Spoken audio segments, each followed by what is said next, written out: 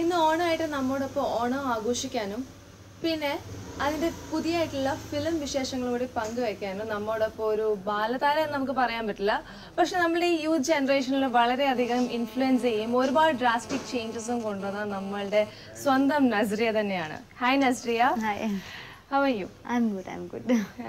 എങ്ങനെ പോകുന്നു ഫിലിംസ് ഒക്കെ? ഒരുപാട് ചെറിയ രീതിയിലുള്ള ആങ്കറിങ് സ്റ്റാർട്ട് ചെയ്ത് ഫൈനലി ഇപ്പോൾ ഒരു ഫിലിം ഇൻഡസ്ട്രിയിൽ ഒരു ചെറിയൊരു ആൽബത്തിലൂടെ കാല ചവിട്ടി പിന്നെ അങ്ങനെ പടികേറി ഇപ്പം വന്നിരിക്കുകയാണ്. എന്താണ് ഈ ഒരു യാത്രയെ പറ്റി പറയാനുള്ളത്?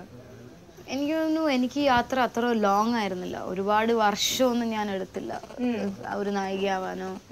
എനിക്ക് ഒരുപാട് സ്ട്രഗിൾ ഒന്നും ഞാൻ ചെയ്തിട്ടില്ല. പക്ഷെ there was something ലക്കായിരിക്കാം. ഐ ഗോട്ട് കറക്റ്റ് ടൈമിൽ എനിക്ക് വന്നു ചേർന്നതായിരിക്കാം. എല്ലാത്തിനും അതിൻ്റെതായ നല്ല നേരമുണ്ട്. സോ ഇപ്പൊ ഒരു നല്ല നേരമാണ്. നേരം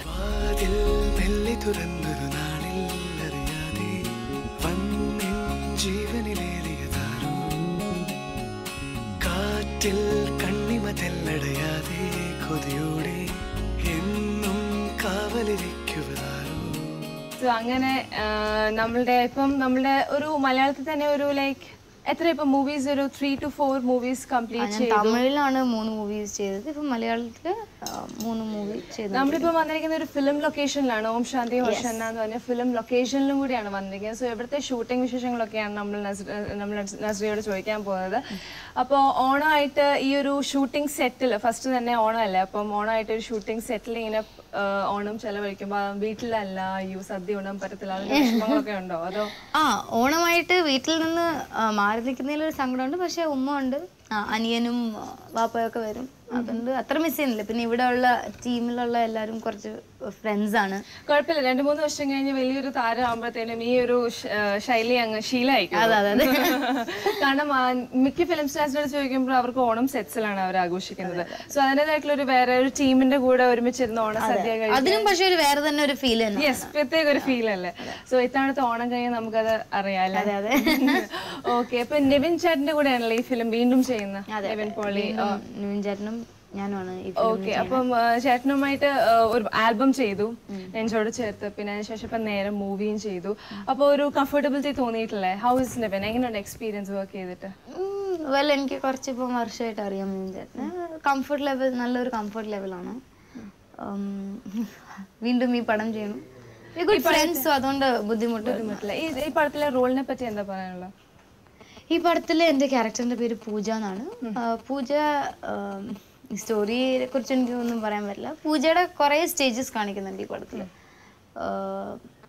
ഇവൾ ഒരു ലവ് സ്റ്റോറിയാണിത്. വളരെ ഡിഫറെൻ്റ് ആയിട്ടുള്ള ഒരു ലവ് സ്റ്റോറിയാണ്. That I can guarantee you. ഇതുവരെ കണ്ടിട്ടില്ലാത്ത ടൈപ്പ് ഓഫ് ഒരു ലവ് സ്റ്റോറി ആയിരിക്കും ഡെഫിനറ്റ്ലി. കംപ്ലീറ്റ്ലി ഒരു ഫൺ മൂവിയാണിത്. കംപ്ലീറ്റ് എൻ്റർടൈനർ ആയിരിക്കും ഈ മൂവി. അജു വർഗീസ് അങ്ങനെ ഒരുപാട് യൂത്ത് ഐക്കൺസ് ഒക്കെ ഇതിൽ വന്ന കാരണം ഒരു ന്യൂ ജനറേഷൻ എന്ന് പറഞ്ഞാൽ അറ്റ് ദി സെയിം ടൈം ഇതിലിപ്പം ലാൽ ജോസ് സാർ അഭിനയിക്കുന്നുണ്ട്. ലാൽ ജോസ് സാർ അഭിനയിക്കുന്നുണ്ട്. ലാൽ ജോസ് സാർ അഭിനയിക്കുന്നുണ്ട്. റൈറ്റർ രഞ്ജി പണിക്കർ സാർ അഭിനയിക്കുന്നുണ്ട്. രഞ്ജി അങ്കിളാണ് എൻ്റെ പപ്പേട്ടയാണ്. അപ്പൊ അങ്ങനെ ഒരുപാട് പ്രത്യേകതകളുണ്ട്. വലിയ വലിയ ആക്ടേഴ്സിനൊക്കെയാണ് പപ്പയായിട്ട്. ഇപ്പൊ ലാൽ ചേട്ടനാണെങ്കിൽ മാറ്റ് ഡാഡില് പപ്പയായിട്ട് നമ്മളെ കിട്ടി, ഡാഡിയായിട്ട് കിട്ടി.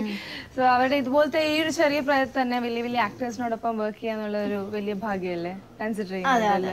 അതെ, വലിയ ഭാഗ്യം തന്നെയാണ്. എനിക്ക് തോന്നുന്നു വളരെ ഫ്യൂ ആക്ട്രസസ് സ്റ്റാർട്ടിങ്ങിൽ വളരെ ഫ്യൂ ആൾക്കാർക്ക് കിട്ടുന്ന ഒരു ഭാഗ്യമാണ് എനിക്ക്. ഇപ്പം ഫസ്റ്റ് ഞാൻ ചൈൽഡ് ആർട്ടിസ്റ്റ് ആയിട്ട് തുടങ്ങിയത് തന്നെ മമ്മൂട്ടി അങ്കിളുടെ മോളായിട്ട് അഭിനയിച്ചാണ്. അതും ബ്ലെസ്സി അങ്കിളുടെ ഫിലിം.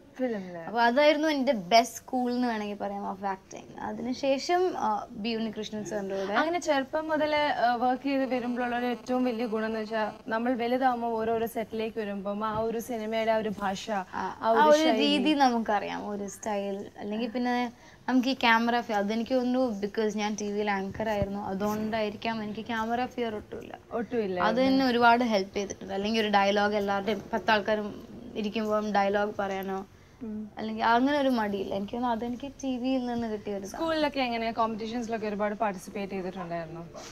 സ്കൂളിലാ പങ്കെടുത്തിട്ടുണ്ട്. പിന്നെ കുറച്ച് ഫിലിമിലൊക്കെ വന്നതിന് ശേഷം കുറച്ച് കുറവായി. പക്ഷെ ഉള്ളപ്പം എപ്പോഴും പങ്കെടുക്കും. അപ്പൊ അങ്ങനെ തന്നെ കുറെ സ്റ്റേജ് ഫിയർ ഒക്കെ മാറി കിട്ടിയല്ലേ ഒരുപാട്. പിന്നെ എന്താണ് ഈ മൂവിയെ പറ്റി കൂടുതൽ പറയാനുള്ളത്? പുതിയതായിട്ട് ആരെങ്കിലുമായിട്ട് വർക്ക് ചെയ്യുന്നത്? I guess Aju വർഗീസുമായിട്ട്.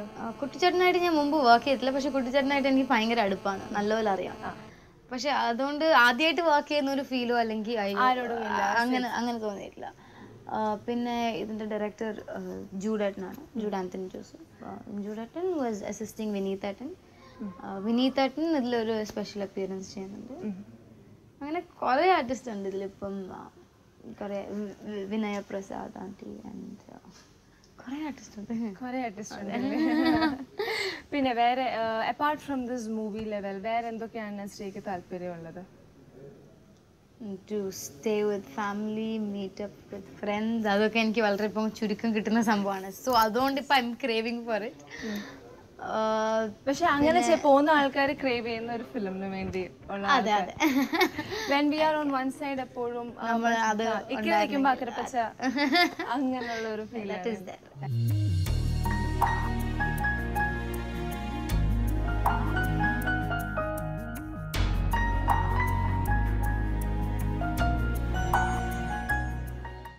ഓക്കെ, ബാക്കി പാട്. കാണാനായി മോഹങ്ങൾ ചിറകടിക്കുമ്പോൾ സ്നേഹത്തിൻ കാറ്റായി നീ എന്നെ തലോടി. ഇപ്പൊ എന്ത് ചെയ്യുന്നു? ഇപ്പം +2 കഴിഞ്ഞ് ഞാൻ ബികോം ചെയ്തോണ്ടിരിക്കുകയാണ് ഇപ്പം ട്രിവാൻഡ്രത്ത്. എങ്ങനെയുണ്ട് അപ്പൊ കോളേജ് ലൈഫ് ഒക്കെ എത്രത്തോളം എൻജോയ് ചെയ്യാൻ പറ്റുന്നുണ്ട്? അത് ഞാൻ കോളേജ് ലൈഫിൽ എൻജോയ് ചെയ്യണമെങ്കിൽ നമ്മൾ കോളേജിൽ കയറണമല്ലോ. ക്ലാസ്സിൽ പോകാൻ പറ്റും? ഇല്ല, ഞാൻ ക്ലാസ്സിലില്ല, ഒരു പ്രാവശ്യം പോയെന്ന് തോന്നുന്നു. പിന്നെ അഡ്മിഷൻ എടുക്കാനും പോയി. പക്ഷെ ഞാൻ 12th വെച്ച് അങ്ങനെയായിരുന്നു. പക്ഷെ I rote my exam correctly. Okay. അപ്പോൾ എങ്ങനെ ഫാമിലി നല്ല സപ്പോർട്ടീവ് ഒക്കെയാണോ? ഫാമിലി സപ്പോർട്ടീവ് ആയതുകൊണ്ടാണ് ഞാനിപ്പോൾ സെറ്റ്സിൽ എപ്പോഴും ഡാഡ്, മോം, ഉമ്മ, പാപ്പ? ഫസ്റ്റ് ഡേ രണ്ടുപേരും കാണും. ഫോർ എ ഫ്യൂ ഡേയ്സ് അവർ രണ്ടുപേരും കാണും. Then one of them leave because I have a brother and Naveen ഒറ്റയ്ക്കാവും. നവീനാണ് ബ്രദർ? നവീനാണ് പേര്. ഓക്കെ. പിന്നെ എന്താ നസ്രിയ ഈ ഒരു മൂവിയിലേക്ക് വരുന്ന ഈ ഒരു ടൈമിൽ did you expect that you will become A star? അങ്ങനെ ഒരു എക്സ്പെക്ടേഷനോട് കൂടിയായിരുന്നോ വന്നത്? ഞാൻ മൂവീസ് ഒരുപാട് ചെയ്യുന്നേ ഞാൻ വിചാരിക്കാത്ത ഒരാളാണ്. ഞാൻ ആൽബം തന്നെ ചെയ്തത് വളരെ മടിച്ചു. അയ്യോ റൊമാൻറ്റിക് ആൽബം ഞാനില്ല എന്ന് പറഞ്ഞ് വളരെ നാളത്തോടെ ഇല്ല ഞാനില്ല, എനിക്ക് നായികയായിട്ടൊന്നും ചെയ്യേണ്ടതെന്ന് പറഞ്ഞ് ചെയ്ത ഒരു ആൽബമാണ്. ആൽബത്തിന് ശേഷവും ഞാൻ പിന്നെ ഒരുപാട് എനിക്ക് തോന്നുന്നു എനിക്ക് സൗത്ത് ഇന്ത്യൻ്റെ എല്ലാ ഭാഷകളിൽ നിന്നും ഓഫേഴ്സ് വന്നത് ആ ഒരു ആൽബം കണ്ടിട്ടാണ്. തെലുഗു, കന്നഡ, തമിഴ് എല്ലാവരും, അത് മലയാളീസ് മാത്രമല്ല കുറേ ആൾക്കാർ കണ്ടിട്ടുള്ള ഒരു ആൽബമാണ്. എനിക്ക് തോന്നുന്നു എൻ്റെ ലൈഫ് ചേഞ്ച് ആയത് ഡെഫിനറ്റ്ലി ആ ഒരു ആൽബം ഇറങ്ങിയതാണ്. ആഫ്റ്റർ ദാറ്റ് ഞാൻ സമയം പോയത് അറിഞ്ഞിട്ടില്ല. പിന്നെ വീണ്ടും അൽഫോൻസേട്ടൻ എന്നെ നേരം ചെയ്തു. അങ്ങനെ തമിഴിൽ 3 പടങ്ങളായിരുന്നു. ഈ തമിഴിൽ ഇപ്പം 3 പടങ്ങൾ ചെയ്തെന്ന് പറഞ്ഞില്ലേ? അപ്പം let me ask you first of all about the language. ഇപ്പം തമിഴ് എന്ന് പറയാൻ അല്ലെങ്കിൽ വേറെ ലാംഗ്വേജിൽ നമ്മളൊരു സ്ക്രിപ്റ്റ് കേൾക്കുമ്പോൾ it will be difficult, right? നമ്മൾ എങ്ങനെ അത് എക്സ്പ്രഷൻസിൽ നമ്മൾ ഭാവങ്ങൾ കൊണ്ടുവരണം ആക്ടിങ്ങിൽ, നമ്മളത് മനസ്സിലാക്കി ഉൾക്കൊള്ളണം. അത് ഏത് ടോണിലായിരിക്കും നമ്മൾ ഉദ്ദേശിക്കുന്നത്? ഒരുപാട് ഡിഫറൻസ് ഉണ്ട് നമ്മുടെ ഈ മലയാളത്തിൽ ആക്ട് ചെയ്യുന്നതും അവിടെ ചെയ്യുന്നതും തമ്മിൽ. കാരണം അവിടെ എല്ലാം കുറച്ചും കൂടെ ലൗഡാണ്, കുറച്ചും കൂടെ. ഇവിടെ ഭയങ്കര സട്ടിൽ ആണെങ്കിൽ അത് കുറച്ചും കൂടെ അവിടെ പൊടിക്ക് കൂടുതലാണ്. ആൻഡ് ദി ലാംഗ്വേജ് എനിക്ക് എൻ്റെ ഫസ്റ്റ് മൂവി തിരുമണം എന്ന നിക്കാഹാണ് ഞാൻ ഫസ്റ്റ് സൈൻ ചെയ്തത്, which is opposite to Jai. ആ ഒരു സെറ്റിൽ വെച്ച് ഞാൻ എല്ലാവരോടും തമിഴ് സംസാരിക്കും. And every one use to talk to me in Tamil. അതുകൊണ്ട് ഞാൻ അവിടെ നിന്ന് തമിഴ് പഠിച്ചു. Now I can speak very well. ഞാൻ തന്നെയാണ് എൻ്റെ രാജാറാണി എന്ന് പറഞ്ഞ ഇപ്പം റിലീസ് ആവാൻ പോകുന്ന ഫിലിം വിത്ത് ആര്യ, ഞാൻ തന്നെയാണ് ഡബ്. എങ്ങനെയുണ്ട് Tamil industry when compared to Malayalam? I know there will be difference. വലിയ ഡിഫറൻസ് തന്നെയാണ്. ഹിയർ ഇറ്റ്സ് മോർ ഹോംലി, കുറച്ചും കൂടെ എന്താ മലയാളികൾ സ്വന്തം നാട്ടുകാരായത് കാരണം ഒരു ആയിരിക്കാം. പക്ഷെ there it's more professional ആണ്. ഭയങ്കര റെസ്പെക്റ്റും അതും ഗേൾസിന് പറഞ്ഞ ഭയങ്കര റെസ്പെക്ട് ആയിരിക്കും. അത് അവിടെ കുറച്ച് കൂടുതലാണ്. അപ്പൊ ഏതാണ് ഇഷ്ടം? നാട് തന്നെ ആയിരിക്കും വന്ന വഴി മറക്കാൻ പറ്റില്ല? ഇല്ല, എനിക്ക് രണ്ടും ഇഷ്ടമാണ്. I don't find friendly.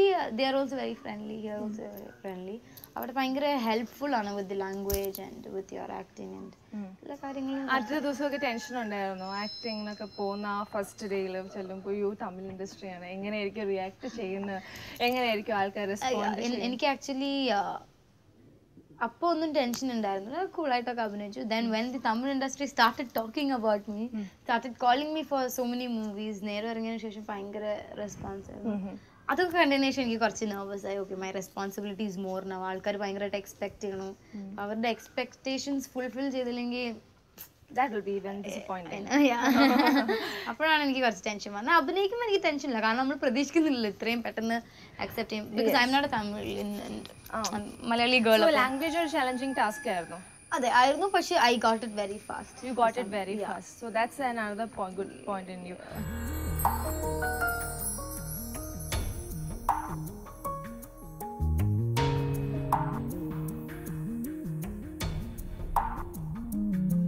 Om Shanti ഓഷനയിലെ പൂജനെ പറ്റി എന്താ പറയാനുള്ളത്? ഹോം ശാന്തി ഓഷാനയിലെ പൂജ വളരെ ഡിഫറെൻ്റ് ആയിട്ടുള്ള ഒരു ഗേളാണ്. ഭയങ്കര ബബ്ലി ആയിട്ടുള്ള ഗേൾ. അതേസമയത്ത് നേരം അല്ല, നോട്ട് ലൈക്ക് നേരം, it's totally different actually.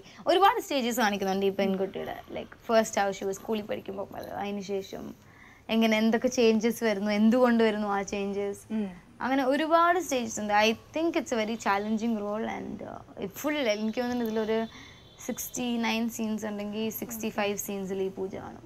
Which is there in everything. So ഓരോ റോൾ ചെയ്യുമ്പോൾ ലൈക്ക് ഇതെനിക്ക് ചെയ്യാൻ പറ്റുമോ, how will it come out? ഇപ്പം ഈ ചെയ്ത നേരം അല്ലെങ്കിൽ നെഞ്ചോട് ചേർത്ത് ചെയ്ത ആൽബത്തിൽ are you that actual Nazriya or is there any difference from? I think എല്ലാ ഇപ്പം നെഞ്ചോട് ചേർത്തായാലും ശരി, നേരമായാലും ശരി, if my other Tamil movies ആയാലും ശരി, എല്ലാത്തിലും നസ്രിയ ആണ്. Like something is there. പിന്നെ ഡയറക്ടർ ആ ഒരു ക്യാരക്ടറിനെ വിട്ടുവരില്ല, പക്ഷെ ദർ സംവെയർ എല്ലാത്തിലും കുറച്ച് നസ്രിയ ഉണ്ടാവും. അത് എളുപ്പം കണ്ടാലും മനസ്സിലാവും. ഓക്കെ, എനിക്ക് എന്നെ പേഴ്സണലി അറിയാവുന്ന ആൾക്കാർക്ക്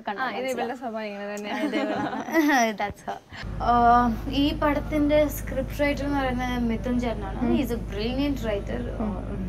ഒരു വളരെ ഡിഫറെൻറ്റ് സ്റ്റൈലുള്ള ഒരു റൈറ്ററാണ്. ഒരു വളരെ എന്താ യുണീക്ക് ആയിട്ടുള്ള ഒരു റൈറ്ററാണ് മിഥുൻ ചേട്ടനാണ് ഇതിൻ്റെ script writer. Alvin Antony sir and Alvin അങ്കിളാണ് producer. And Jude Antony Joseph is the director. And Vinod Illampalli. Vinod Atnal is the camera. So this is our team. And This is your team. Yeah. Okay, how do you find working with everyone? It's like a family. ഇതിന് എത്ര shooting, എത്ര ദിവസം days പൂർത്തിയായിരിക്കും? 1 month more. 1 month more after that.